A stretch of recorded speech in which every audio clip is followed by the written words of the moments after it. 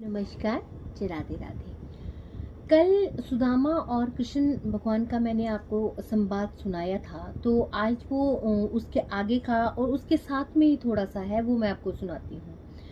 हुआ यूं कि जब सुदामा भगवान श्री कृष्ण के घर आए तो श्री कृष्ण ने उनका बहुत आदर सत्कार किया और सुदामा को बड़ा मतलब एक सम्मान दिया। तो सुदामा बहुत खुश हुए, लेकिन उनसे अपने दोस्त से ये बता नहीं कही गई कि मैं बहुत गरीब हूँ और मेरे घर में खाने को खाना नहीं है।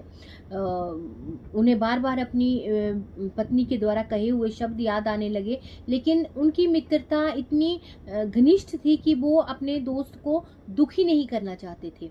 वो ये नहीं सोच रहे थे कि वो कृष्ण भगवान को अपना दुख सुनाए, क्योंकि कृष्ण भगवान उनसे अपनी पुरानी बातें किए जा रहे थे। तो उनसे नहीं कहा जा रहा था कि मैं बहुत गरीब हूँ कान्हा, और मेरे घर में मुझे खाने के लिए खाना नहीं है। अब जब ये सारी बात हुई तो भगवान श्री कृष्ण तो अंतर्यामी थे, उन्हें तो हर चीज़ का पता था। वो ये जानते थे कि सुदामा यहाँ क्यों आए हैं और वो क्या करना चाहते हैं, लेकिन उन्होंने भी मुंह से कुछ नहीं बोला। अब जब सुदामा के जाने का वक्त हो गया तो भगवान श्री कृष्ण ने उनको गले लगाया और उनके लिए एक मतलब एक घोड़ा गाड़ी मंगवाई एक, और उसमें उनको वापिस उनके वहाँ गोकुल में भेज दिया। अब ऐसा हुआ कि सारे रास्ते सुदामा यही सोचते आ रहे थे कि खुद तो भगवान श्री कृष्ण जो है वो इतने अमीर हैं, पर उनसे अपने कृष्ण के मतलब कृष्ण से अपने दोस्त की ये पीड़ा नहीं देखी गई। वो इतने बड़े भगवान हैं, पर वो ये नहीं समझ पाए कि मैं कितना गरीब हूँ, मेरे घर में खाने के लिए खाना नहीं है। वो ये सोचते सोचते पूरे रास्ते आ गए। सुदामा ने कृष्ण भगवान के बारे में यही सोचा कि वो कुछ नहीं कर पाए मेरे लिए, और ना ही मैं उनसे मांग पाया, और मेरी कोई मदद नहीं हो पाई।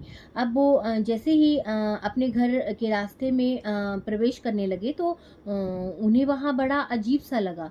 फिर उन्होंने वो जो उनकी गाड़ी को चला रहा था उससे पूछा कि ये तुम मुझे गलत रास्ते ले जा रहे हो, ये मेरे घर का रास्ता नहीं है। लेकिन वो कहने लगा कि नहीं भगवान, मुझे यही रास्ता भगवान श्री कृष्ण ने बताया है और यहीं पे आपके घर है। और उन्होंने सुदामा जी को उतरने के लिए कहा, लेकिन सुदामा जी ने जब बाहर का नज़ारा देखा तो उनकी आंखें दंग रह गई। वो कहने लगे कि मैं ये गलत जगह आ गया हूँ, तो मुझे गलत बस्ती में ले आए हो, ये मेरा घर ही नहीं है, ये तो बहुत बड़े बड़े महल हैं, और मैं महलों में नहीं रहता, मैं झोंपड़ी में रहता हूँ। लेकिन जैसे ही वो उतरे, उन्होंने एक पाँव धरती पे रखा तो अंदर से सुदामा की जो पत्नी थी वो बहुत हार श्रृंगार करके और बड़े अच्छे कपड़े डाल के बाहर आई, और उनका स्वागत करने के लिए दासियां भी उनके साथ आई।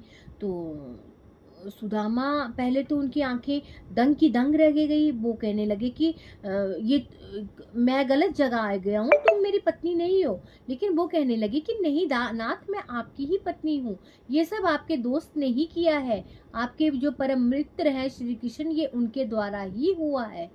लेकिन सुदामा को ये समझ ही नहीं आ रहा था कि ये हो क्या गया। फिर वो बड़े विचलित हो गए। फिर वो नीचे धरती पर बैठ गए और वो जोर जोर से परम मित्र कृष्ण, परम मित्र कृष्ण, आपने मेरा जीवन सुधार दिया, आपने जो मैं मुंह से ना कह सका तुमने वो कर दिया। अब ये सोचने लगे। फिर इसके बाद क्या हुआ कि वो घर के अंदर गए, फिर भगवान श्री कृष्ण को धन्यवाद किया। कहने का भावार्थ ये है कि कृष्ण को सुदामा ने कुछ नहीं बताया। उन्होंने ये नहीं बताया कि मैं कितना गरीब हूँ, मुझे क्या कमी है, लेकिन वो जान गए, क्योंकि भगवान जो होते हैं वो हर एक बंदे की, हर एक इंसान की मन की व्यथा को समझते हैं। उन्हें पता है कि हर इंसान को कब क्या अच्छा मिलना चाहिए, क्या उसके लिए अच्छा है। ये कहानी आप सबने सुनी भी होगी और कभी देखी भी होगी कहीं। मैंने भी सुनी है, मैंने कहीं से पढ़ी भी है। मेरा ये कहानी सुनाने का आज कोई विशेष मकसद नहीं था, लेकिन मैं चाह रही थी कि ये कहानी आप लोगों के साथ सुनाऊं, क्योंकि भगवान जो होता है उसको पता होता है कि मेरे जो भक्ति करता है मेरे लिए, जो मेरा भक्त है उसको कब क्या चीज चाहिए, ये भगवान पहले से ही जानते हैं। ये तो हम अज्ञानी होते हैं जो ये समझ नहीं पाते हैं कि भगवान ने हमें क्या देना है। भगवान हमें जो देना चाहता है वो कुछ भी नहीं समझ आ सकता हमें, वो हमें वो देता है जो हमारे लिए सही होता है। हम तो स्वार्थी हैं, हम लोग सोचते हैं कि हमें ये चाहिए वो चाहिए, लेकिन उसे तो पता है ना कि हमें क्या चाहिए।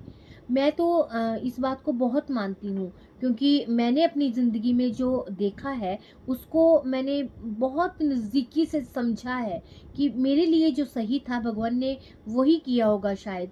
अन्यथा हर इंसान अपनी मर्जी से जीना चाहता है, लेकिन हमें भगवान की मर्जी से जीना पड़ता है, क्योंकि जो हमारे लिए सही होता है उसने तो वही करना होता है ना। राधे राधे।